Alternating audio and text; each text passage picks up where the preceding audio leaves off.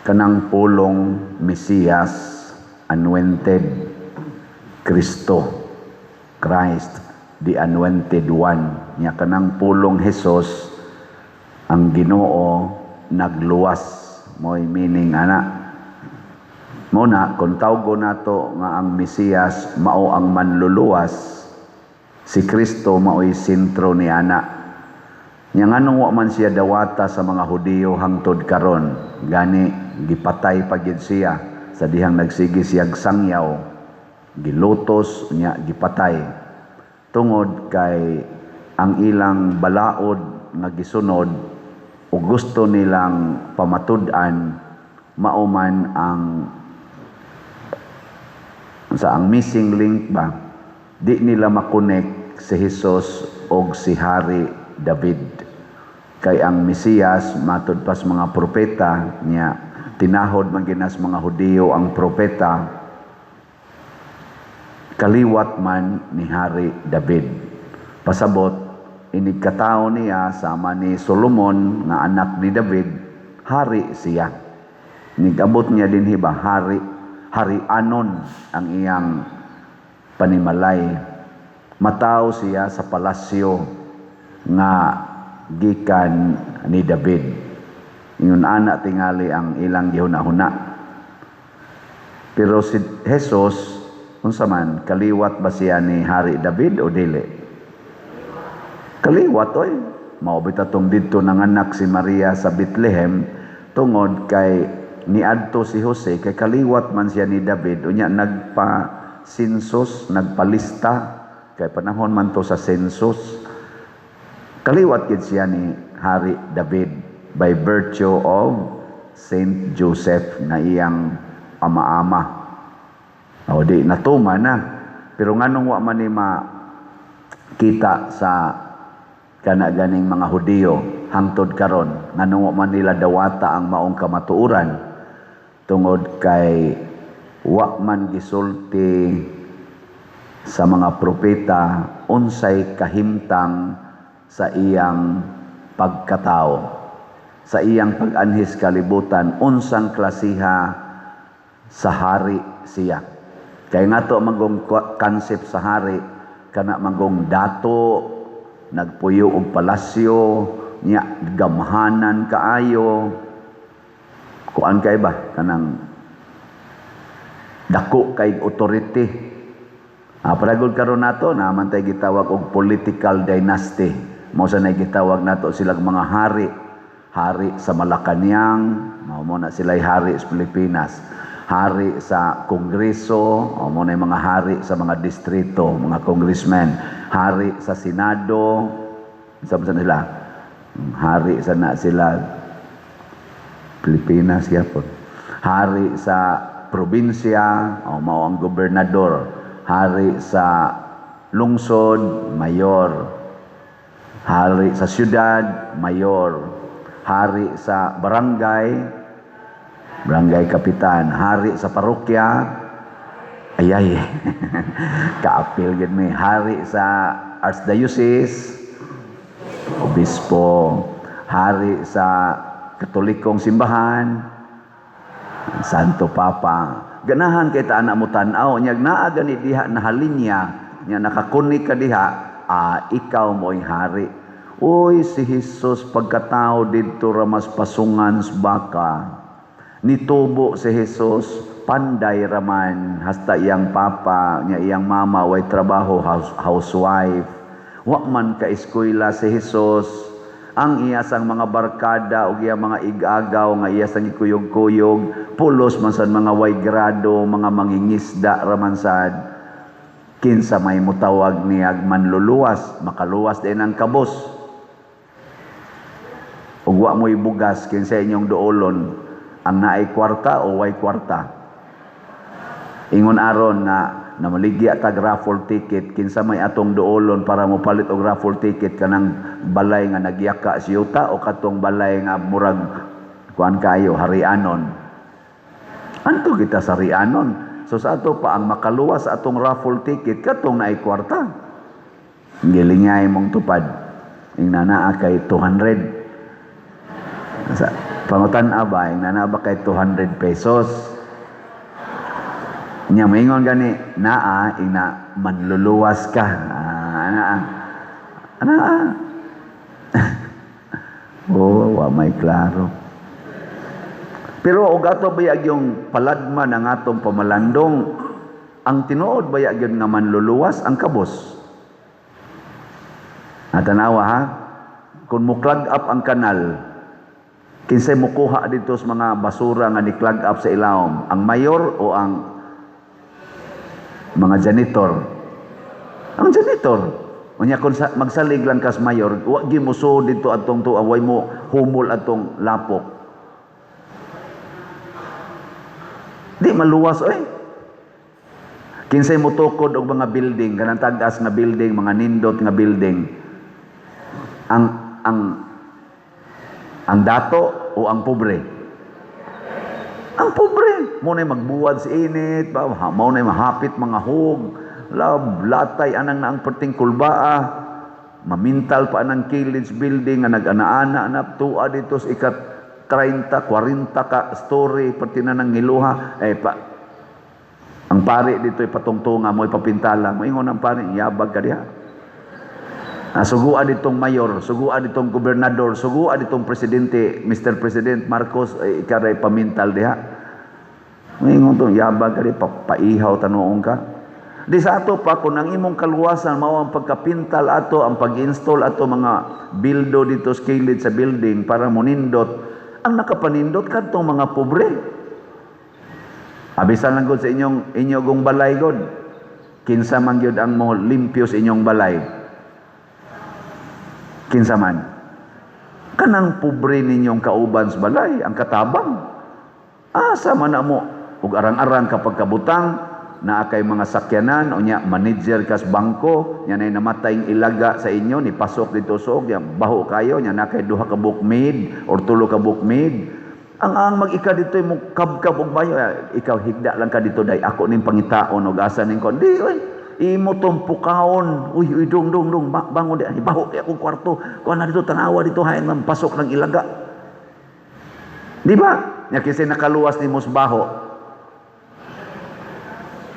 Mauna ang mga santos nahimong manluluwas tungod kay nahimo silang kabos. Og ningon Dios Kristo bulahan kamong mga kabos. Ug mao ni ang wa makita sa kalibutan. Muna matud pa ni San Pablo diri sa atong unang pagbasa. Si San Pablo gamhanan ka ito siya. Batan-on pa siya, gisaligan siya sa mga Hudiyo nga mulutos sa nagsunod ni Hesus. Iyang ipapriso, iyang ipapatay, purtigid niya ka gamhanan. Pero sa dihang nidawat siya ni Hesus, nipuyo siya sa kakabos. Nga matod pa sa atong unang pagbasa, nagantos ko sa tumang mga pagantos, mga paglutos, gibilanggo ko, nasayod ka ana, Timoteo, muna yung gisulti, tungod sa maayong balita. Nyaningon din siya diri, kay ang tanan nga mosunod ni Kristo lutuson gayod. Ilingay mong tupad. Ina mosunod kang Kristo.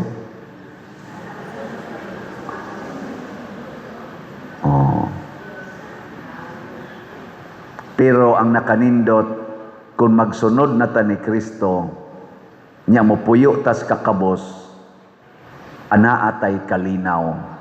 Nga matod pa diri sa atong tubag sa Salmo, o Ginoo, dako ang kalinaw alang kanila nga nahigugma sa imong balaod. Kinsa karoy malinawon sa Senado ang kadtong majority nga 13 nga sakop ni Senador Cayetano o kadtong mga majority nga 12 nga sakop ni Vicente Soto o nilang Gatchalian. Karon ba kinsay malinawon ka sa inyong paminaw? Kinsay may dunay dako nga kalinaw? Oy, smiling kay naong ang mga kaubang Cayetano. Ano man? Kay nakahiring na gid sila sa Blue Ribbon Committee nga kuyog ang 18 brave Marines. O daghan ang gisulti sa mga kabus nga mga sundalo kanhi. Daghan sila gisulti nga delikado kaayo. Kay ang ilang gisulti way pugong-pugong pagkasulti mao ang mga tao nga involved niadto mga malita nga kwarta. Kadtod ang mga kwartaha nga malita nga sa estimate lang nila sa ila lang na recall moabot og mga 805 billion pesos in 3 years. In 3 years ba kay mga 3 years man silang nag-alagad ni Saldico. 805 billion pesos.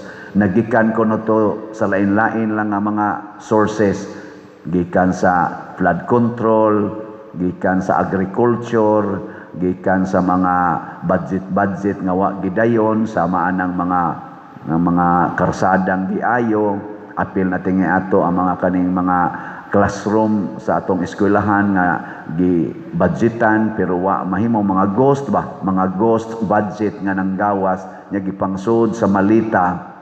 Apil na tingali atong gikan sa atong PhilHealth, lain-lain lang kuno ang lugar nga ilang gipick upan ato hasta pa sa gikas prisuhan naa pa sila ma-pick up dito nga malita unya i-deliver nila. Og yano kay silang mosulti amo nang gi-deliver ni Romualdez katong former speaker, gi-deliver namo dito sa Ilocos, gidawat ni Congressman Sandro nya naasad si Aimee. Naminaw po siya nya siya pay nangutana pila man inyong gi-deliver dito mo ni gidaghanona. Yano kay silang mosulti unya sa og inyong paminawon atong paminawon sa social media mao na ni ang gipaabot nato nga naay mga tawo nga mosulti hain padung ang kadtong mga kwarta nga nangawa nato. Trillions pa to kaning ilang nakita, billions ra ni. 805 billion more or less ang ilang ma-recall pero kuan pa lang ni tip of the iceberg. Kay ngano man trillions ang nawa sa atong panudlanan. So pinisik pa lang. Pero may na lang kay naa sila nga nisulti. O para nako dili na unta nato lalisan kinsay legal, kinsay illegal nga majority sa Senado. Ang ato untaan ni karon atong tugutan nga ang kamatuoran, ang ebidensya mo'y atong sundon. Matud pa ni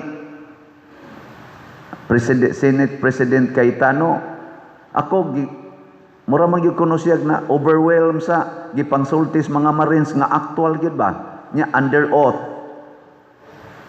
Mao na ingon siya sundan taning ebidensya ani kay pagkalisod og tinuod ning ilang gisulti nya ang gipang-mention daghan kaayong congressmen nya kasagaran sa congressmen nga og women nga gipang-mention kadtong mga membro Quadcom og katong membro sa impeachment katong sanay nga nana kanang Committee on Justice nga ni-impeach sa Vice Presidente nya ang gipang-mention sa Senado pipila nga gipang-mention former senador o present senador mga membro sa diri sa bag-ong majority kaning ilang Vicente Soto tagaan kuno nila ngadto kuan mga tulpo inana kalisod ana nga ang naglingkod ay sa atong gobyerno nga dagkog ranggo mao di ay ang nagkuha sa mga malita mo gideliveran mo na i-verify gid unta ni ug para nako mao na ni ang dalan padulong sa kamatuoran kay naa na ginisulti kay sa una ilam nang tabon-tabonan di man sila ka-mention nga adto ning Romualdez, adto ning Marcos, adto ning Soto, adto ni sa nilang sa to mga to Luistro, mga sa to mga Brusas, mga sa to mga Castro katos bang former sila si Manuel sa tinga tong katos ang mga kabayan ba karon ilan na jong gimension nya ipa-reiterate pa gyud ni Senador Marcolita nya mao na ni ang sundan ang kamatuoran kay matod pa ni kana ganing San Pablo diri sa atong unang pagbasa ang tibuok kasulatan nga naghisgot sa Mesiyas gisulat uban sa lamdag gikan sa Dios ug mapuslanon kini alang sa pagtudlo sa kamatuoran. Ang nag-una man gud diha kamatuoran. Lingay mong tupad ing nahigugma kas kamatuoran. Ing kanang color sa imong buhok tinuod na. Ing kanang pormas imong kilay tinuod na. Kanang imong color sa imong ngabil tinuod na. Kanang imong kuyog diha nga imong gitawag og asawa ug bana tinuod nang kinasal mo. Di mo puyo-puyo lang, di mo kabit-kabit lang. Kana bang kamatuoran? Ako tinuod kong pare dili. Ambot lang. Muna kuhaa ang mga dokumento. Dili lang ta magsalig sa gisulti sa mga 18 Marines. Naa sila'y lawyer, naa sila'y pirmahan nga joint affidavit. Under oath sila. Katong tanan nilang gipangsulti, daghan dihang mga tawgo natog mga additional corroborative evidences and testimonies. Mauna ta nay gukuron dili patyon. Kay ang nahitabo ra bas una gisugdan sa ni Marcolita kuan si Gutesa patoy katapusan niyang na kuan og silas Diskaya gipatay dayon ang investigasyon sa Blue Ribbon Committee regarding aning mga malita. Karon sundon gina kay nag-alagad silang Saldico. Imbitaron si Saldico. Gimension si Vicente Soto, Senador Soto, sila Senador Tulfo, Speaker Romualdez, Sandro ug uban pa. Tawgon sila, patistimam at tubangon sila. Unya diha sa hearing sa Blue Ribbon, anha sila diha mag-istoryahanay, magpresentahay sa ilang mga ebidensya. Kay siguro man gyud kung moingon man gina si Senador Vicente Soto, ako'y apila na abihay may imong ebidensya. Hatag niya. Moingon sa dang Marines, di asad may ebidensya. Hukman day nato, kinsa may tinuod ani nga ebidensya. Moingon sa na Senador Tulfo, si Erwin Tulfo ra ba? Mo ilang gimensyon. Nya, mao ra ba na siya niingon nga we can bend the law. Ingon, ako'y labot ana kay I just bend the law. Sige, tagaan na to ang iyang bendalo og sakto ba? Taga sa gimistin. Ana ba? Sundan na ni nato. Ug para nako ang mopatay pag-usab ni ining maong investigasyon sa gisulti sa 18 Marines. Ang mubabag ani kay gibabagan ba sila pagdayong sod, nagtinukmuray, sus mura gyud sila mga kanang nagduwa bitaw og kanang rugby gani kanang sanay nga nagduwa sa Amerika o football man kana bang dagko iglawas ba nga magtinukuray ba. Si John Vic atong DILG secretary og si Ruben Padilla sikat kay social media kay sila nagtinukmuray kay giduol man siya mura man siya gibabagan ni John Vic nukad magmayo duot sa Ruben Padilla gadas 18 Marines lusot gyud nako pastilan. Ang mubabag sa kamatuoran mao ang tinuod na unsa man kana ang mubabag niining maong investigasyon nga mopadayon maoy tinuod nga mga kawatan ug tulisan sa atong nasod. Kay ang kamatuoran mao nay tinuod nga manluluwas. Mo nang niingon si Jesus, dili kaliwat ni David ang manluluwas, kay ang tinuod nga manluluwas mao ang nagpuyo sa kamatuoran. Dili lang si David maoy tag-iyas kamatuoran. Ang tanang magpuyo sa kamatuoran bisag diin pa nang kaliwat pa na sa mga ubod sama aning nagwali.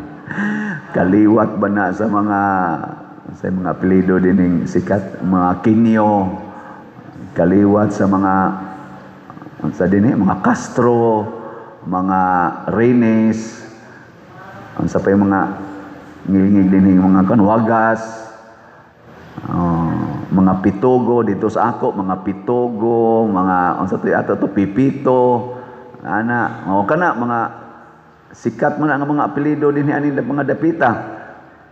Pero bisan pagkadang dili sikat nga apelyido basta nagpuyo sa kamatuoran manluluwas na kay ang bakakon mao na sila mga kaliwat sa yawa.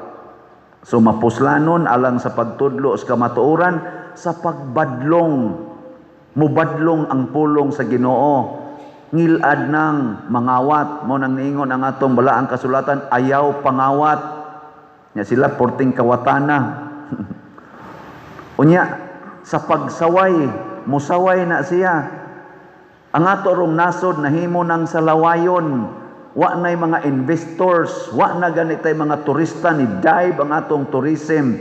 Ngano man gisaway na ta bati ang atong nasod, daghang mga krimen. Unya wa magkasinabot ang atong mga leaders hasta sa Senado, mura na sila didtong mga naa sa carbon market nga nagsigig away, pakauaw lang sa naong sa atong nasod. Purting druga sa atong nasod. Why gustong mo utingkay sa kamatuuran kinsa gyud mga adik sa atong nasod. Unsa patoy lain? Og sa pagtudlo unsaon pagkinabuhing matarong, ang pulong sa Dios, ang tinuod nga manluluwas mutudlo sa kinabuhing matarong. Muna ako mutudlo gyud ko ninyo nga ang kinabuhing matarong nga makaluwas sa atong parokya unsa man? Kusga ang pagpalit og raffle ticket. Di gay mo mamalit og raffle ticket kamong mga territorial o mga online parishioners, wa mo nagkinabuhi og matarong, dili mo makaluwas sa atong parokya. Unsa may atong luwasonon sa atong parokya? Kining atong bell tower. Gasige nagtrabaho pero bayrono na. Nya ang atong adoration chapel, mahumana na before sa atong pista, maningkamot ta pero bayronon sa na siya gihapon. Nya ang atong CR, ambot mahuman ba kana kanang bag-o natong CR, ug di mahuman pero trabahoon ta gina, bayronon sad na. Kanang ato dihang buta pumiro, himuon natong walk of apostles, di ta kasiguro nga mahuman na before pista, pero humnon ta gina, bayronon na sad na.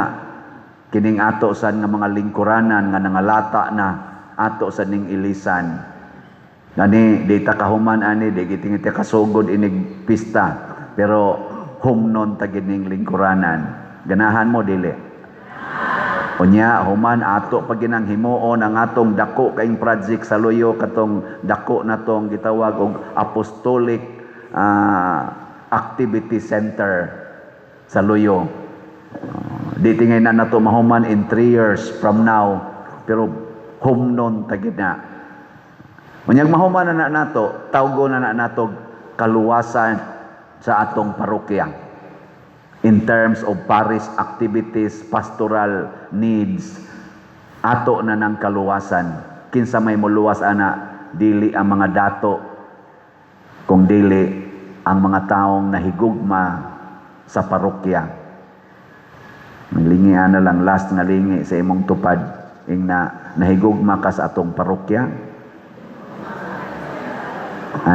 Kamong mga online parishioners na higugma mo sa atong parokya, palit mo raffle ticket. Unsaon to pagpalit og raffle tickets?